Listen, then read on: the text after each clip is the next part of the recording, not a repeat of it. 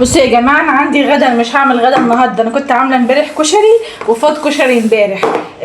انا بعمل كل حاجه لوحدها علشان ايه لما يفيض اقوم حاطاه في علب كده. والله بص جميل جدا. انا بس هطلعه ياخد درجه حراره المطبخ كده عشان ما يبقاش سقعان، ما يبقاش ساقع. وبعد كده هوريكم المكرونه اهي. والله بصوا جميله. ثواني اوريكم بالمعلقه اهي. شوفوا هي بس ربع ساعة بالظبط وهتبقى جميلة جدا اهي. هتبقى درجة حرارتها حلوة وما تبقاش ساقعة ولا حاجة. وكمان بحط الصلصة برضو في علبة. عندي هنا الصلصة، بس انا هعمل صلصة جديدة كمان لان دول حبة قليلين. هزودها، هعمل صلصة كمان. وهنا الدقة اللي بالخل اهي حلوة، كميتها حلوة، مش هعمل غيرها. بس كده وكده احنا ايه ارتحنا من يوم طبيخ. والغدا بتاعنا موجود. نحمر بقى مع شويه بطاطس مخلل وخلاص كده الحمد لله. تعالوا بقى نعمل الصلصه مع بعض. نسيب بقى دول كده على جنب. ماشي. دي بصلايه دي حلوه دي. البصل وكم فص توم. لا 3 دول حلوين كفايه. هنعمل بقى الصلصه مع بعض. انا طلعت الطماطم اهي وبصلايه و3 فصوص توم. انتوا بتحطوا في الصلصه بتاعت الكشري توم ولا لا؟ يعني انا ساعات بحطه ساعات لا. هو الصح ايه يا جماعه؟ نحط توم ولا كفايه الدقه بتاعت الكشري اللي يبقى فيها توم وخل وكده؟ قولوا لي كده، انتوا بتعملوها من غير توم ولا بتوم؟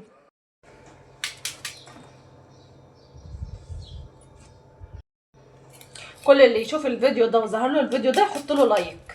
يا ريت تحطوا له لايك. التفاعل يا جماعه مهم على الفيديو.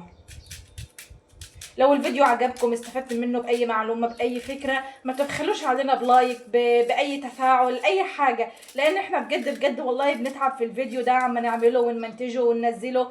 فاجبروا بخاطرنا لايك، اجبروا بخاطركم وحطوا لنا لايك. انتوا عارفين انا ساعه ما بعمل فيديو واصوره ومنتجه كل حاجه، اجي بقى عشان اتكلم او اسجل عليه اي موضوع او اتكلم معاكم في اي حاجه، كل الكلام من بالي بيروح. بصراحه مشكله كبيره عندي. قولوا لي كده في التعليقات كده، اقترحوا عليا افكار نتكلم في ايه، حابين نعمل ايه، خليكم معايا كده. ان شاء الله هنزل لكم فيديو تتعرفوا فيه عليا، وهحكي لكم كل حاجه علشان تعرفوني. انا اسمي جهاد، بس الصفحه بتاعتي اسمها امة الله ام عدي. عدي ده اللي هو ابني، ربنا يخليه لي ويبارك لي فيه. امة الله بقى يعني انا في ناس كتير مش عارفين يقولوا امة الله امة الله، لا اسمها امة الله. امة الله زي عبد الله، فاهمه؟ يعني بتقول ايه عبد الله يعني هو عبد لله، وامة الله يعني عبد وامه، فبتقول عبد الله وامة الله، فهي جايه من كده يعني ان انت ايه عبده لله. فبالنسبه بقى للمؤنث بنقول امة الله. امة الله ام عدي. لكن انا اسمي عشان تعرفوني انا اسمي جهاد، لان في ناس بتتلخبط بين الصوره اللي انا حطاها اللي هي الصوره اللي هي الشخصيه بتاعت الصفحه اللي مكتوب عليها جهاد الحديدي واسم الحساب. خلاص كده اتفقنا. تعالوا بقى نشيل البصل ده على جنب ونحط ايه الطماطم. الطماطم بكام عندكم؟ قولوا لنا كده اسعار الطماطم. الاسعار يعني الله المستعان. اللهم صل على محمد وعلى اله وصحبه وسلم تسليما كثيرا. ونحط ايه 3 فصوص توم، ونحط بقى الميه ونضربها في الخلاط. هنضيف بقى شويه زيت على البصل. انا عندي مشكله الازاز بتاع البوتاجاز والاستانلس بتاع البوتاجاز دايما يعكس صورتي، حتى الحله الاستانلس. فهحط لكم بقى ستيكر وحاجات كده علشان صورتي ما تبانش في البوتاجاز. تعالوا بقى ايه نقشر البطاطس. اللهم صل وسلم على سيدنا محمد وعلى اله وصحبه وسلم تسليما كثيرا. صلوا على النبي يا بنات في التعليقات تحت الفيديو. انتوا عارفين يا بنات والله يعني الحمد لله على كل حال. لازم ما تكوني كده ست بيت شاطره وتعرفي كده تحافظي على النعمه وتحافظي على الاكل. يعني انت مثلا لو عندك غدا من امبارح اعملي كده اعاده تدوير ليه كده واعملي افكار وحاجات علشان حافظه على النعمه. مش معنى ان الاكل فاض او كده ان هو خلاص يترمي، لا كده حرام.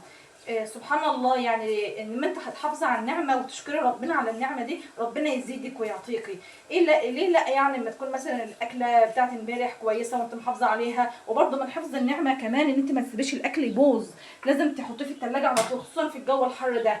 كل ده من حفظ النعمه، لان في ناس حتى لو انتم يعني مقتدرين ومعاكم مثلا ان انتوا تجيبوا غيره او كده، كون ده ملهش علاقه خالص بان انت تحافظي على النعمه وتحافظي على الاكل.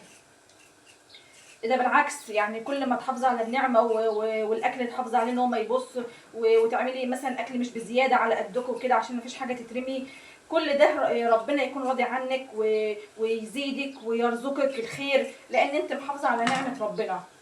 لكن الناس بقى اللي بترمي الاكل بقى ومش بتحافظ عليه وكده، تيجي تبص كده تلاقي النعمه تزول من عندهم بسرعه، وفي كده سبحان الله ضيق كده في الرزق. وليه؟ لان انت كده مش بتشكري نعمه ربنا، فاهمه؟ وكمان ايه يعني، تعود الاطفال في البيت ان احنا ما بنرميش حاجه، طالما الاكل كويس نشكر ربنا ونقول الحمد لله عليه وناكله. لكن لو الطفل او الاطفال في البيت شافوا الكبار بيرموا النعمه او بيستهتروا بالاكل او بيسيبوه يبوظ او كلام من ده، كده كده انت بتربي من غير ما تاخدي بالك. الطفل متعود بقى ايه؟ ان هو يرمي وما يحافظش على النعمه. لا، وده مالكش علاقه خالص مثلا تقولي لا ده احنا هنجيب غيره او ده بخل او لا لا، مالكش علاقه خالص. دي كده يعني سبحان الله كده بتعلميك ان هو يحافظ على النعم اللي في ايده. فاهمه؟ المعاني دي كلها بتاثر في الاطفال. خلاص كده البصل بتاعي احمر زي ما انتم شايفين، هضيف بقى ايه الصلصه عليه بس كده. نضيف حبه الميه دول، هنضيف بقى الملح والفلفل والكمون والكزبره الناشفه. هي دي البهارات الاساسيه اللي بصوا في اي اكل، هي الماستر يعني. ما سيبك بقى من البهارات دي كلها، يعني بتبقى اضافه كده في الاكل، بس الاساس بتاعنا الفلفل الاسود والكمون والكزبره. حتى انت لو ضفت البهارات التانية اللي هي اللي احنا عارفينها دي، مثلا البهارات السبعه او البابريكا او كده، من غير ما تضيف بقى الاساسي بتاعك الفلفل الاسود والكمون والكزبره الناشفه، بتحس ان الاكل ما هوش في حاجه ناقصه. متفقين معايا ولا لا؟ انا بحس ان ماشي اضيف الحاجات التانية، اضيف شويه صغيرين من البهارات السبعه، من البابريكا، مش عارفه من ايه، من القرفه، لكن الاساسي عندي الفلفل الاسود والكمون والكزبره الناشفه بصراحه. حتى لو مفيش الا هم، بصي خلاص كده الاكل بيطلع زي الفل، مفيش اي حاجه ناقصاه. بغض النظر على فكره كمان، يعني الكمون والفلفل الاسود والكزبره الناشفه والحاجات دي كلها اعشاب ولها فوائد في الاكل، في هضم الاكل بقى، في القولون، كلها لها فوائد بقى، وفيها نسب فيتامينات. سبحان الله يعني. تعالوا بقى ايه نضيف الملح. اللي ما حطش لايك يحط لايك. طالما وصلت معايا لحد هنا يبقى اكيد الفيديو عجبك، يبقى حط لي لايك. ماشي يا جميل. نقلب بقى كل ده وهنسيبه بقى الاول ايه على درجه حراره عاليه لحد ما يغلي كده غلوتين. بعد كده هخلي درجه الحراره واطيه. معلش لازم بقى ان انت تسيبي ايه، هتسيبها على درجه حراره عاليه. لازم تحط هي خلاص كده طالما وصلت لدرجه الغليان، وصلت لدرجه حراره معينه، هتفضل محتفظه بيها وتهدي بقى درجه الحراره عشان بقى ايه الصلصه بتاعتك بقى تتسبك كده وتتقل وتبقى حلوه. كل وقفتك في المطبخ، كل ما تغسلي المواعين، كل ما تعملي اكل، احتسبي النيه لله. يعني خليكي ذكيه كده وناصحه. يعني انت كده كده واقفه في المطبخ وبتعملي اكل، اقعدي اذكري ربنا، قولي سبحان الله، الحمد لله، لا اله الا الله، الله اكبر، اللهم صل على محمد. بصي هتلاقيكي بقى ايه اكتسبتي بقى حسنات وخير وبركه، من غير ما انت حتى تحسي كده ان انت صدرك منشرح من اثر الذكر. فده بصي حركي لسانك كده، ما تزهقيش. حتى انت مثلا لو ذكرت ربنا شويه ووقفتي، ارجعي قولي لا انا لازم، لا انا لازم اذكر نفسي وارجع، ارجعي اذكري ربنا تاني. بصي يعني عن تجربه هتحسي بصي كده بانشراح صدر وراحه وبركه وتيسير، كل حاجه حلوه في ذكر ربنا. الحديث بيقول ايه؟ انا يعني ايه، انا مع عبدي اذا ذكرني، فيما معنى الحديث يعني سبحان الله، انت ما بالك انت بتذكري ربنا، اكيد ربنا سبحانه وتعالى هيذكرك، وهتبقي طالما انت فاكره ربنا هيفتكرك، هتقولي يا رب وقت ما تدعي تقولي يا رب، ربنا هيستجيب دعائك. فدايما كده ايه احب اذكركم دايما ان احنا واحنا واقفين ما نفضلش كده واقفين ساكتين وبنشتغل في البيت واحنا ساكتين. لا، شغلي قران، اسمعي قران، شغلي مثلا بودكاست كده حاجه تسمعيها. بصي استغلي كل وقت ليكي، يعني ما ينفعش تطلعي كده من المطبخ من غير ما استفدت اي حاجه. ماشي انت بتعملي اكل وكل حاجه ومحتسبه ده نيه لله واطعام الطعام وادخال السرور على اهل بيتي، كل ده ماشي في ميزان حسناتك وكل ده جميل طبعا، لكن ما تنسيش نفسك، يعني ما تنسيش نفسك. يعني بصي المال والبنون زينة الحياة الدنيا، يعني مفيش حاجة هتنفعك الا نفسك وعملك الصالح. فخليكي كده ايه ذكية كده وناصحة، واضربي ايه عصفورين بحجر، 10 عصافير بحجر كده. وربنا يعيننا واياكم والله، يعني هي في مشقة والحياة صعبة واحنا طبعا بنتعب من الوقت في المطبخ.